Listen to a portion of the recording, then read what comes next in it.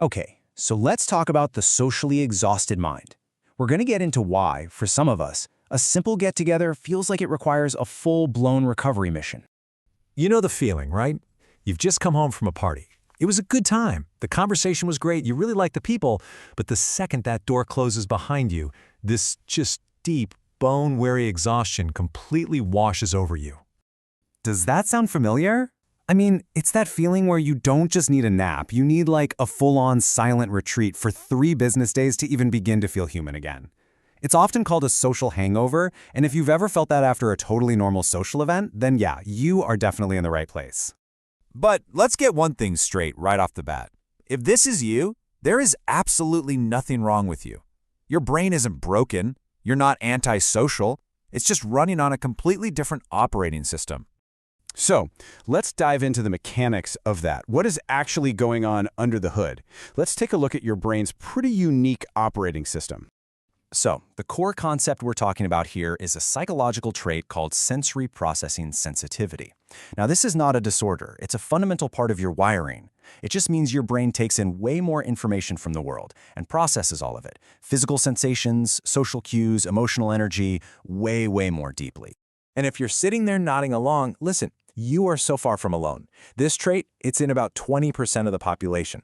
That's 1 in every 5 people. It's a totally normal and pretty significant variation in how our brains are wired. You know, here's a really great way to think about it. For most people, a social interaction is kind of a straightforward game of checkers. But for a highly sensitive brain, it's much more like playing multidimensional chess. You're calculating every possibility, you're analyzing every single move, and you're seeing connections that literally everyone else misses. This gets to the sensory part of it. See, most brains have this built-in spam filter that just tunes out all the background noise. Yours doesn't really have that. So while everyone else is getting the standard 480p version of reality, you're getting the full 8K IMAX experience with surround sound, whether you want to or not. So what does that 8K experience actually feel like? Well, it means your brain is constantly screenshotting everything. You're the one who notices the tiny flicker of the overhead lights. You're unconsciously tracking like 17 conversations at once. You're analyzing every single microexpression on a complete stranger's face. And all of that data collection is incredibly expensive for your nervous system to run. But it's not just sensory data, is it? Emotionally, you're kind of like a walking Wi-Fi router, just constantly picking up signals from every single person in the room. And that's because your mirror neurons, those are the brain cells responsible for empathy, they're basically on steroids. You don't just observe that someone else is stressed out. You literally download their stress right into your own system. You absorb their anxiety. So by the end of the night, your internal hard drive is completely overloaded, and it needs a massive system defrag just to recover. And there's a fascinating biological reason for this too. When an extrovert socializes, their brain chemistry rewards them with a full-on dopamine parade. It feels amazing to them. But your brain, it might be wired to run on something called acetylcholine, a totally different neurotransmitter that rewards quiet, introspection, and deep focus. So for you, all that external stimulation isn't a high, it's a massive drain on your resources. And this is exactly why, for this kind of mind, solitude isn't just a preference, it's a biological necessity. It's oxygen. The quiet of your own space, that's where your nervous system can finally hit the reset button, and the mask you have to wear to navigate an overstimulating world can finally come off. But here's where the narrative totally shifts.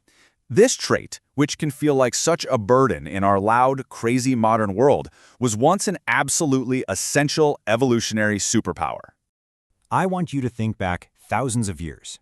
In a small tribal group, this deep level of processing wasn't a flaw at all. It was invaluable. People with this trait were literally the group's survival insurance. While everyone else was relaxed around the campfire, your ancestors were the sentinels. Their heightened sensitivity meant they were the ones who noticed the subtle change in the wind. They heard the predator long before anyone else did.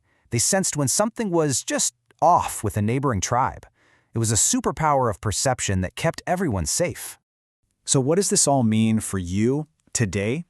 Well, it means it's time to reframe your need for quiet and to really understand that peace isn't the same thing as isolation.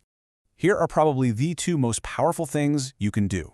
First, just stop apologizing. Stop apologizing for needing to go home early, for canceling plans, for taking that time you need to retreat and recharge. And second, give yourself permission to consciously opt out of a social system that simply wasn't built for a mind that processes the world as deeply as yours does. Because at the end of the day, when you retreat to your sanctuary, you are not avoiding life. You're not isolating yourself. This is an act of liberation. It's the freedom to honor your own biology and to preserve your incredible energy. So, I'll leave you with this question. After hearing all of this, do you recognize yourself as a 3 business days person? Because you know what? Embracing that might just change everything about how you navigate the world. Thanks for tuning in.